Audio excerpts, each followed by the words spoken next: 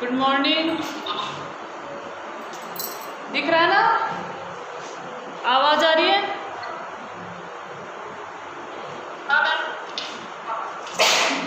चलो नेक्स्ट चलते अपना है अगला टॉपिक है आपका एनिमल किंगडम, जंतु जगत।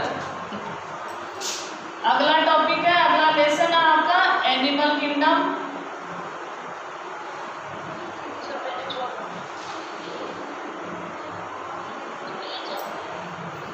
जंतु जगत। देखो अपन ने पिछली जो लेक्चर थे उसमें देखा था पादप जगत के बारे में बहुत सारी इंफॉर्मेशन प्राप्त की थी, पादप जगत का वर्गीकरण देखा था। तो आज देखेंगे अपन जंतु जगत। आपका चैप्टर नंबर 4 है, लेसन नंबर 4 है एनिमल जगत। तो इसमें पहला टॉपिक है वर्गीकरण। वर्गीकरण देखो इस टर्म को समझ लेना, ये इसमें 3-4 शब्द आपके सम्मिलित किए जाते हैं, इंक्लूड किए जाते हैं। एक एक का मीनिंग देखो, वर्गीकरण। ठीक है, अपन ने जैसे आपकी बायोलॉजी स्टार्ट की थी तब कुछ शब्द उपयोग किए थे अपन ने, उनको फिर से रिकॉल करेंगे अपन, उनको फिर से रिकॉल करेंगे। तो देखो एक था आपके पहचानना,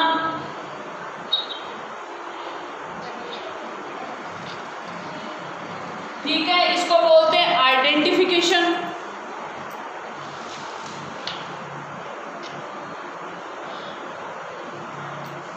फर्स्ट टर्म है आपका पहचानना, फिर दूसरा आपका वर्गीकृत करना, वर्गीकृत करना, क्लासिफाई, इसके लिए शब्द यूज करेंगे क्लासिफाई। फिर अगला था नामकरण करना, नोमेनक्लेचर। ये तीनों शब्द है, ये आपकी स्टार्टिंग में फर्स्ट चैप्टर था उसमें थे। तो पहला है आपका वर्गीकरण। तो वर्गीकरण में 3 शब्दों का यूज बार बार आएगा। पहचानना मतलब आइडेंटिफिकेशन, आइडेंटिफाई, आइडेंटिफिकेशन। फिर क्या कर रहा है, वर्गीकरण करना मतलब क्लासिफाई करना। अगला है आपका नामकरण करना या नोमेनक्लेचर। देखो इनकी इंग्लिश टर्मिनोलॉजी आप ध्यान रखोगे, जिससे प्रॉफिट क्या होगा और लॉस क्या नहीं होगा। कई बार क्या करता है, इनको जो इंग्लिश शब्द है वो हिंदी में लिख के दे देगा, जैसे नोमेनक्लेचर लिख के दे देगा, वैसे नोमेनक्लेचर। तो आपको दोनों टर्मिनोलॉजी, दोनों शब्दावली ध्यान रखिए। मोस्टली क्या होता है, जो साइंस के स्टूडेंट है, जो बायोलॉजी है, उनको जो टर्म होते हैं इसको टर्मिनोलॉजी बोलते हैं। वो हाँ बेटा, जो टर्मिनोलॉजी होती है वो इंग्लिश में ही ध्यान हो तो ज़्यादा बेटर रहता है। तो वर्गीकरण का मतलब है किसी भी एनिमल को पहचानना, फिर उसको वर्गीकृत करना कि वो प्लांट है या जंतु है, और फिर उसका नामकरण करना। ये तीनों शब्द मिलके क्या बनाते हैं, आपका वर्गीकरण या क्लासिफिकेशन। ये तीनों टर्म मिलके क्या बनाएंगे, आपके वर्गीकरण या क्लासिफिकेशन। इसको अपन एग्जाम्पल से देखते हैं। जैसे आप कहीं बाहर जा रहे हो, ठीक है, बाहर जैसे आप घूम रहे हो, आपको कुछ एनिमल दिखेंगे, कुछ प्लांट्स दिखेंगे। तो सबसे पहले क्या करोगे, आप उनको आइडेंटिफाई करोगे, पहचानोगे। जैसे मैं आपके गेट से बाहर निकल के गई, या आप घर के बाहर आए, या फिर आपके घर के अंदर कोई इंसेक्ट आ गया, तो सबसे पहले क्या करोगे, आप उसको आइडेंटिफाई करोगे, हाँ ये एनिमल किंगडम में हो सकता है, ठीक है। या फिर प्लांट है तो आप उसको किस में क्लासिफाई करोगे, आपके प्लांट में, ठीक है। फिर अगला क्या करता है, सबसे पहले आपने पहचाना, हाँ ये हो सकता है, ये हो सकता। फिर जैसे ही आपको उसकी पहचान हुई, आप उसको अलग कर दोगे, या तो प्लांट किंगडम में रख दोगे या एनिमल किंगडम में। फिर उसका नामकरण करेंगे किसके अनुसार, बाइनोमल नोमेनक्लेचर, द्विनाम पद्धति के अनुसार अपन क्या करेंगे, उसका नामकरण करेंगे। तो अगर एक शब्द में वर्गीकरण को परिभाषित किया जाए तो क्या करेंगे, जीवों को समानताओं व असमानताओं के आधार पर। ये तीनों शब्द हमेशा चलेंगे। कई बार बच्चा इसलिए कंफ्यूज हो जाता है, आइडेंटिफिकेशन पहचानना, वर्गीकरण करना,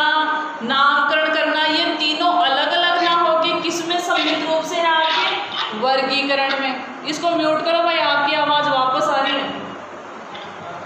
ठीक है, तो वर्गीकरण को कैसे अपन परिभाषा के रूप में, वैसे तो एग्जैक्ट कोई परिभाषा नहीं होती, फिर भी जीवों को समानताओं और विभिन्नताओं के आधार पर, जीवों को समानताओं व विभिन्नताओं के आधार पर,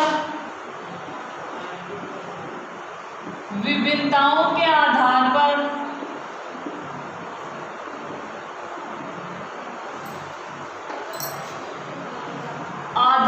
समूह व उपसमूह में रखना, समूह व उपसमूह में रखना। ये क्या होगा आपका वर्गीकरण। तो ये तीनों शब्द तो हमेशा चलेंगे। ठीक है, अब देखो अपन देखेंगे कि वर्गीकरण तो अपन ने कर लिया, जीवों को समानताओं व असमानताओं के आधार पे वर्गीकृत तो कर दिया, पर ऐसे कौन से आधार लिए, ऐसे कौन से स्तंभ लिए, या ऐसे कौन से कह सकते हो अंतर करने वाले बिंदु लिए जिनके आधार पर अपन ने वर्गीकरण किया। कुछ तो आधार होगा ना जिसके आधार पे अपन ने वर्गीकरण किया। तो अपनी अगली हेडिंग है आपका वर्गीकरण का आधार। ये पादपों में भी लागू होगा और जंतुओं पे भी। वर्गीकरण का आधार क्या क्या होता है कि इन आधारभूत पॉइंट्स के आधार पर, बिंदुओं के आधार पर अपन ने जीवों को वर्गीकृत किया है। ठीक है, सबसे पहला पॉइंट आता है संगठन का स्तर। वर्गीकरण का आधार basis of classification, basis of classification, वर्गीकरण का आधार। पहला पॉइंट आता है आपका संगठन,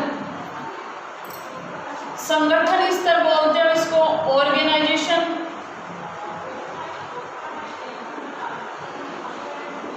ठीक है, अब संगठन को समझो।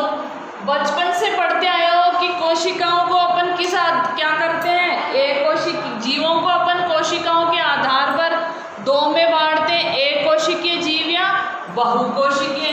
तो अपना वर्गीकरण का पहला आधार है आपका संगठन, कि जीवों को किन किन संगठनों में रखा गया है। सबसे पहले अपन देखते हैं संगठन का आधार, ऑर्गेनाइजेशन, मतलब जीव की संरचना कैसी है। तो पहला स्तर होता है आपका कोशिकीय संगठन, कोशिकीय संगठन। सिंपल सा है, बिल्कुल इजी सा, और बचपन से पढ़ते आए हो, बस इसको थोड़ा सा मॉडिफाई करने की जरूरत है। तो कोशिकीय का मतलब है वो जीव जिनका शरीर सिर्फ कोशिकाओं से मिलके बना हुआ। आप पढ़ते होंगे अमीबा, अमीबा कैसा आपका एक कोशिकीय जीव है।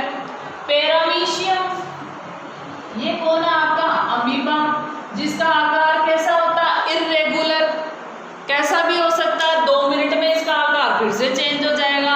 अमीबा कभी मरता नहीं है, अमर जीव है, ये भी अपन डिटेल से पढ़ेंगे। पर ये जो साथ साथ चल रहा है इसको आप देखते रहा करो, जिससे एकदम से जो टॉपिक आएगा तो आपको नया नहीं लगेगा, फेमिलियर लगेगा। ठीक है, तो एक कोशिकीय जीव क्या होंगे आपके, वो जीव होंगे जिनका संगठन स्तर कैसा है, कोशिकाएं। या आप इसको ऐसे समझ सकते हो जैसे कोई जीव है उसके शरीर में सिर्फ कोशिकाएं कोशिकाएं हैं। ठीक है, तो वो क्या कहलाएगा, संगठन का कौन सा स्तर होगा, कोशिकीय। इसको बोलते हैं सेलुलर, इसको क्या बोलेंगे अपन, सेलुलर ऑर्गेनाइजेशन, कोशिकीय स्तर। मतलब इसके शरीर में सिर्फ कोशिकाएं होगी, कोशिकाएं मिलकर ऊतक का निर्माण नहीं करेगी, कोशिकाएं मिलकर ऊतक का निर्माण नहीं करेगी। तो ये संगठन कैसा हो जाएगा आपके, कोशिकीय स्तर का संगठन। किस स्तर का संगठन हो गया, कोशिकीय स्तर का। तो जो एक कोशिकीय जीव है उनका शरीर सिर्फ, देखो अपना भी शरीर कोशिकाओं से मिलके बना हुआ है, या ये कह सकते हैं बहुकोशिकीय जीवों का शरीर भी कोशिकाओं से मिलके बना होता है, पर कोशिकाएं मिलके ऊतक बना लेती है, अंग बना लेती है या तंत्र बना लेती है। पर जब जो आपके जिन जीवों में संगठन कोशिकीय स्तर होगा उनमें अंग, ऊतक और तंत्र का निर्माण नहीं होगा।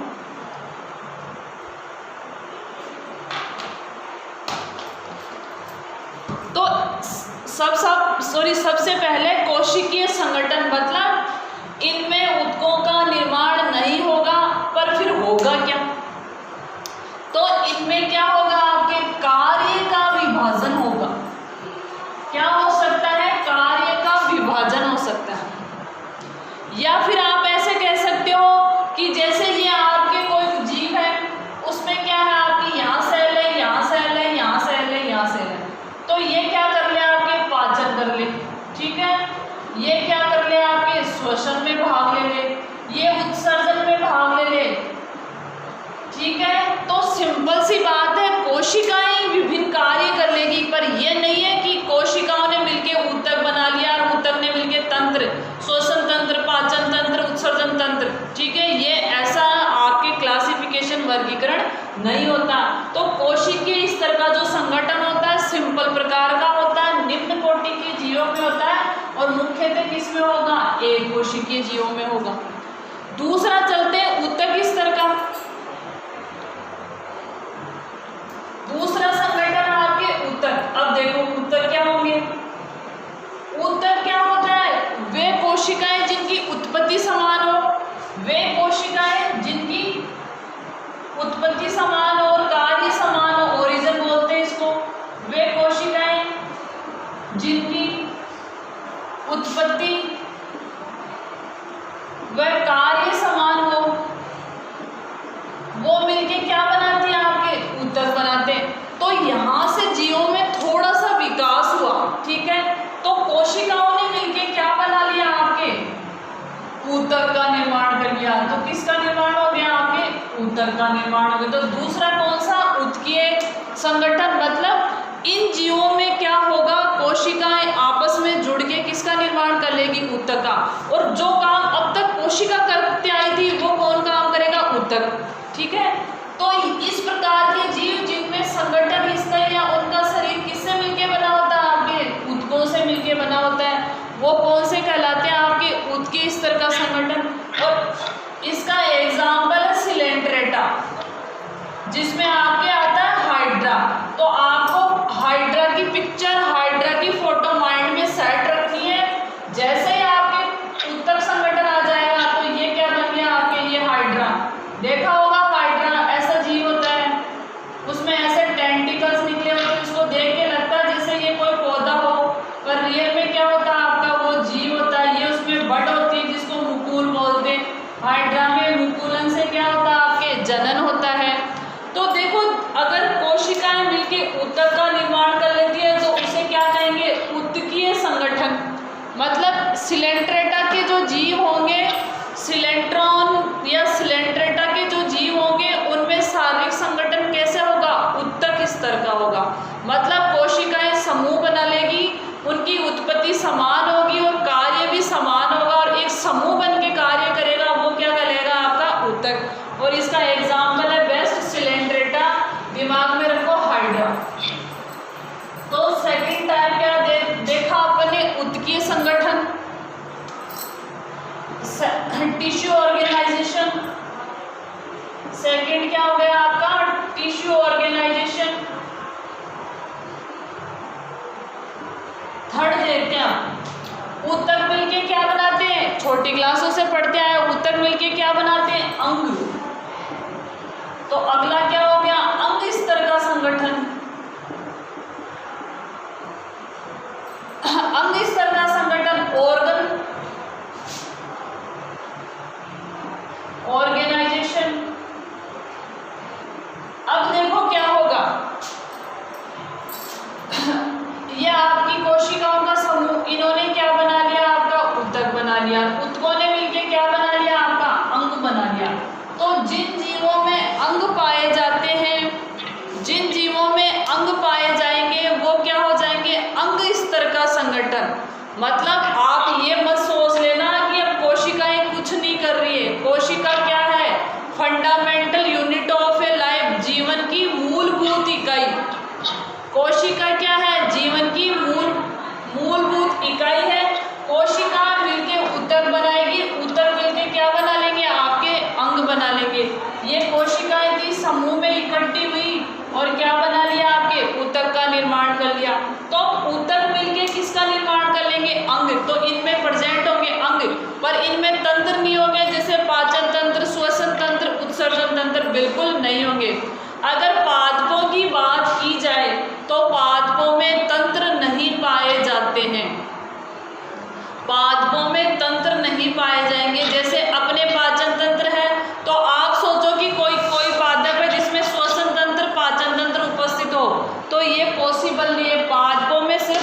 यहाँ तक का क्या होता है आपके संगठन स्थित होता है या उपस्थित होता है, उनमें तंत्र नहीं पाए जाते। तो ऐसे कौन से जंतु होंगे जिनमें अंग स्तर का संगठन पाया जाएगा? वो होंगे निम्न कोटि के जीव या कह सकते हैं नॉन कोडेटा। जैसे आपके एग्जाम्पल है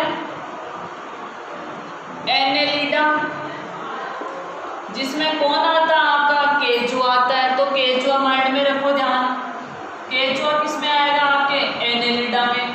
फिर दूसरा एग्जाम्पल है आर्थ्रोपोडा। आर्थ्रोपोडा, आर्थ्रोपोडा का मीन होता है जिसमें जॉइंट उपांग, संधि युक्त उपांग पाए जाते हैं। वो किस में आ जाएंगे आपके आर्थ्रोपोडा में। आर्थ्रोपोडा में ज्यादातर इंसेक्ट आते हैं आपके, मधुमक्खी है, मक्खी है, कीट है, सारे किस में आ जाते हैं आपके आर्थ्रोपोडा में। तो इनमें कौन से पाए जाते हैं आपके अंग? एक आता है आपका इकाइनोडर्मेटा, एकाइनो भी लिखते हैं और इकाइनो भी लिखते हैं। इकाइनोडर्मेटा जिस बोलते हो ना आप स्टारफिश, वो किस में आती है आपकी इकाइनोडर्मेटा में। और स्टारफिश रियल में फिश ही नहीं होती है। मैंने क्या कहा, स्टारफिश फिश ही नहीं होती है, अपन आगे डिटेल से पढ़ेंगे। तो ये सारे जो जंतु हैं इनमें क्या होगा, संगठन कैसे होगा? अंग स्तर का शारीरिक संगठन होगा। मतलब इन जंतुओं के शरीर में क्या पाए जाएंगे आपके अंग पाए जाएंगे। ठीक है, किसी में कोई ट्यूब होगी, किसी में कोई संरचना होगी, पर ये अंग से आगे नहीं बढ़ेंगे। तो ये कौन सा संगठन था आपके अंग स्तर का संगठन। आपको उदाहरण ध्यान रखने, उदाहरण वेरी वेरी इंपॉर्टेंट है। अगला देखते हैं अंग तंत्र स्तर का। अगला देखते हैं अपन अंग तंत्र, मतलब अंग मिलके क्या बना लेंगे, एक तंत्र बना लेंगे। जैसे अपने पाचन तंत्र, श्वसन तंत्र, उत्सर्जन तंत्र, इसके अलावा जनन तंत्र। तो अगर अंग क्या करेंगे आपके मिलकर क्या बना ले, आपके तंत्र का निर्माण कर ले। तो अगला है आपका अंग तंत्र, बोलते हैं इसको अंग तंत्र स्तर का संगठन। ठीक है, अब इसमें क्या होगा, जैसे आपके कोई जीव है उसमें अंग बन गया आपके। ठीक है, अंग ने मिलके क्या बना लिया आपके तंत्र बना लिया। जैसे एग्जाम्पल है आपका पाचन तंत्र। किसी जीव में पाचन तंत्र पाया जाता है, किसी में क्या पाया जाता है आपका उत्सर्जन तंत्र पाया जाता है, किसी में जनन तंत्र पाया जाता है। तो जीवों ने अगर क्या किया, थोड़ा और विकास किया और किस प्रकार का संगठन बना लिया, तंत्र स्तर का। इसमें बहुत सारे अंग काम आएंगे। ठीक है, जैसे पाचन तंत्र है उसमें आहार नली आ गई, दांत आ गया आपके, जीभ आ गई, इसके अलावा आपके यकृत आ गया। ठीक है, पैनक्रियाज आ गया, फिर छोटी आंत आ गई, बड़ी आंत आ गई। ये सारे मिलके क्या बनाते हैं आपके पाचन तंत्र। तो ये किस स्तर का संगठन है, अंग तंत्र स्तर का संगठन कहलाता है। तो अपन ने देखे कि जीवों में कोशिकीय संगठन हो सकता है, ऊतक संगठन हो सकता है, अंग स्तर का संगठन हो सकता है और अंग तंत्र स्तर का संगठन भी पाया जाता है। इसके एग्जाम्पल हो जाएंगे आपके, अगर निम्न कोटि अगर अपन बात की जाए उच्च कोटि के जीवों में होंगे तो अपन लिख सकते हैं स्तनधारी, विशेष जिसको मछलियां बोलते हैं आप, या फिर आप इसमें लिख लो एम्फीबिया, एम्फीबिया जिसमें आपका मेंढक आता है। तो इनमें किस स्तर का संगठन पाया जाएगा, आपके अंग तंत्र स्तर का संगठन पाया जाए। तो अपन ने पहला टॉपिक देखा कि जंतुओं का जो वर्गीकरण किया गया वो किसके आधार पे किया गया, संगठन के आधार पे किया गया। अर्थात जीवों में किस प्रकार का संगठन है, कोशिकीय संगठन है, ऊतक संगठन है, अंग संगठन है या अंग तंत्र संगठन है, उसके आधार पर अपन ने जीवों को क्या किया, वर्गीकृत किया। अर्थात समूह और उप समूह में उनको क्या किया, अपन ने रखा। अब देखो जो अंग तंत्र का सिस्टम होता है या अंग तंत्र का जो संगठन होता है उसमें क्या होता है, उसमें भी कुछ निम्न कैटेगरी और उच्च कैटेगरी होगी। उसमें भी क्या होगी आपकी, जैसे पाचन तंत्र है, किसी में पाचन तंत्र पूर्ण विकसित होगा, किसमें क्या होगा, अपूर्ण विकसित होगा। किसी में श्वसन तंत्र ज्यादा ज़्यादा विकसित है, किसी में कम है। तो इनके आधार पे भी जो अंग तंत्र होता है उसके आधार पे भी अपन डिवाइड करते हैं। अपूर्ण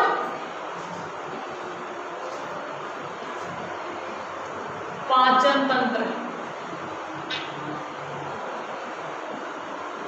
अपूर्ण पाचन तंत्र का क्या मतलब होगा, इसको समझ लो। देखो, जो भी आपके उच्च कोटि के जीव होते हैं उनमें क्या होता है, दो छिद्र होते हैं। एक होता है एनस वाला और एक होता है मुख वाला, मुख और गुद्दा। एक छिद्र होता है मुख वाला और दूसरा क्या होता है आपके गुद्दा वाला। अगर किसी जीव में एक ही छिद्र, या तो वो मोस्टली मुख वाला ही होता है, वो ही क्या करे आपके उत्सर्जन का काम करे और वो ही क्या करे भोजन को अंतर्ग्रहण का काम करे।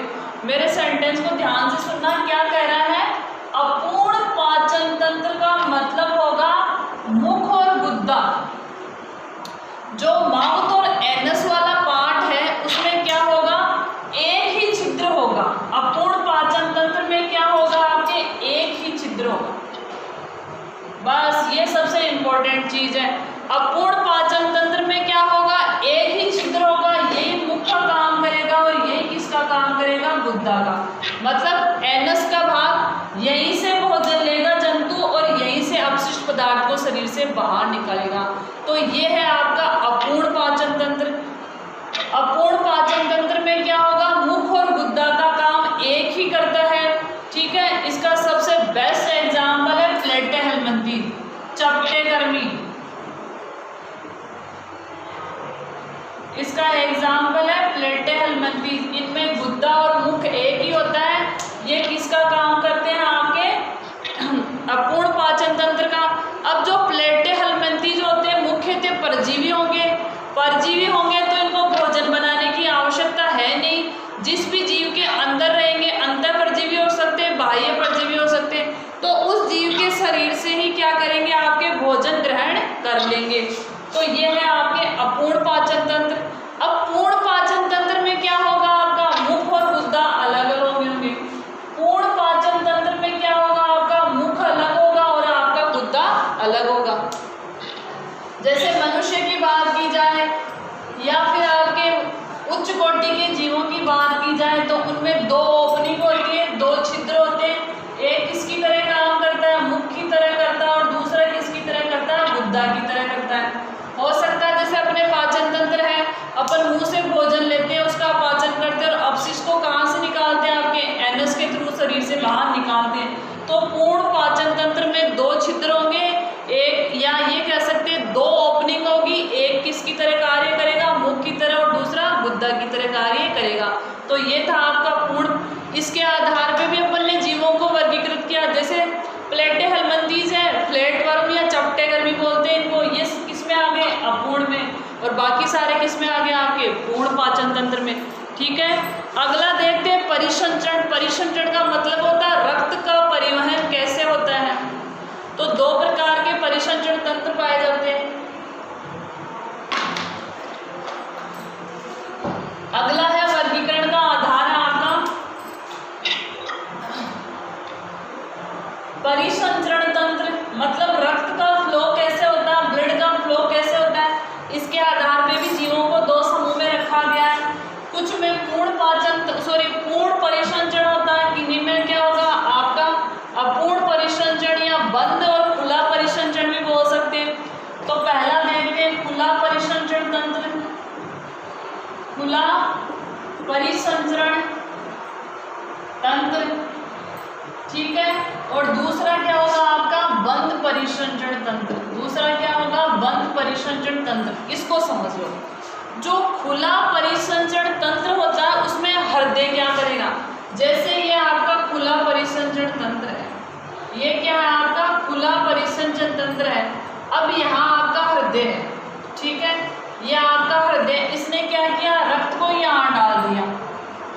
रक्त को क्या किया, आपके यहाँ डाल दिया। ठीक है, अब इस जगह क्या होंगे, आपके जो भी ऊतक होंगे, अंग होंगे, वो क्या करेंगे, यहाँ आके आपका रक्त ले लेंगे या रक्त के अंदर डूबे हुए रहते हैं। खुले परिसंचरण में क्या होगा, हृदय में नलियां नहीं होगी, हृदय में नलियां नहीं होगी, या नलियों के अंदर नहीं बहेगा। खुले परिसंचरण तंत्र में क्या होगा, हृदय रक्त है। खुले परिसंचरण में क्या होगा, जो रक्त होगा हृदय क्या करेगा, रक्त को एक गुहा में डाल देगा, एक कैविटी में डाल देगा, ठीक है। और यहीं से क्या करेंगे, जो आपका जो अंग होंगे या फिर जो कोई ऊतक होगा या कोशिकाएं होगी, डायरेक्ट वहां से रक्त ले लेंगे, ठीक है। ये था आपका खुला परिसंचरण तंत्र। और बंद में क्या होगा, बंद का अपन एग्जाम्पल है। बंद में क्या होगा, जैसे ये आपका हृदय है, ये आपका हृदय है, ये आपका क्या है, हृदय है। अब बंद परिसंचरण में क्या होगा, यहाँ से नलियां निकलेगी, यहाँ से क्या निकलती है आपकी नलियां, और इन नलियों के थ्रू, जिनको वाहिका, वाहिनिकाएं और केशिकाएं बोलती हैं, इन नलियों के थ्रू क्या जाएगा, रक्त हर अंग तक, हर कोशिका तक और हर ऊतक तक पहुंच जाएगा। बंद परिसंचरण तंत्र में रक्त नलियों के अंदर बहता है और यहाँ से क्या होगा आपका, जैसे हृदय ने क्या किया, रक्त को पंप किया। हार्ट का, हृदय का मुख्य कार्य होता है रक्त को पंप करना, मोटर की तरह वर्क करता है। यहाँ से रक्त पंप हुआ, वाहिका, वाहिनिकाएं, धमनियां और शिराएं, फिर वो आगे किस में बढ़ गई आपकी केशिकाओं में, सबसे छोटी इकाई हो गई आपकी केशिकाएं। तो यहाँ से रक्त निकला, ठीक है, धमनियों और शिराओं के थ्रू, फिर कहाँ गया आपके किसी अंग में गया, अंग से कहाँ गया, उसकी ऊतक में गया, ऊतक से उसकी कोशिका में गया, और कोशिका से कहाँ गया, उसकी जो सबसे छोटी इकाई है कैपिलरीज, ठीक है, उनमें गया, और आपके रक्त का होकर क्या हो गया आपका परिसंचरण तंत्र। तो कहने का मतलब है बंद परिसंचरण तंत्र में रक्त नलियों के अंदर फ्लो होता है और खुले में क्या होता है, आपके अंदर फ्लो नहीं होता है। जो निम्न कोटि के जीव होते हैं उनमें क्या पाया जाता है, आपका खुला परिसंचरण तंत्र, और जो उच्च कोटि के जीव होंगे जैसे कोर्डेटा होंगे मुख्यतः, उनमें कैसा पाया जाता है, आपका बंद परिसंचरण तंत्र पाया जाता है। तो ये इंपॉर्टेंट चीज थी आपके खुले और बंद परिसंचरण तंत्र से संबंधित। अब देखते हैं वर्गीकरण का आगे कौन सा आधार है। देखो ये तो बिल्कुल इजी सा टॉपिक था, आराम से समझ में आ गया। अब आती है आपकी सिमेट्री या सममिति। अगला आधार है आपका सिमेट्री या सममिति। इसको ढंग से समझ लेना, ये बार बार टर्म काम आएंगे, कंफ्यूज नहीं होना है। सममिति,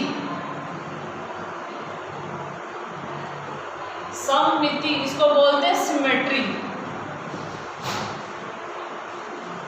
सममिति का मतलब है कोई भी जंतु है, ठीक है, उसको किसी भी आधार से क्या करो आप, दो भागों में काटने की कोशिश करो, ठीक है।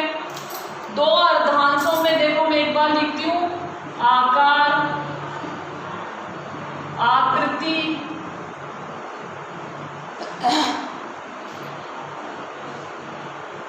आकार आकृति की दृष्टि से जंतु को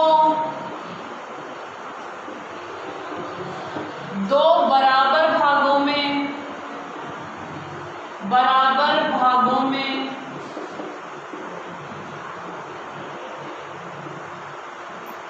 बांटने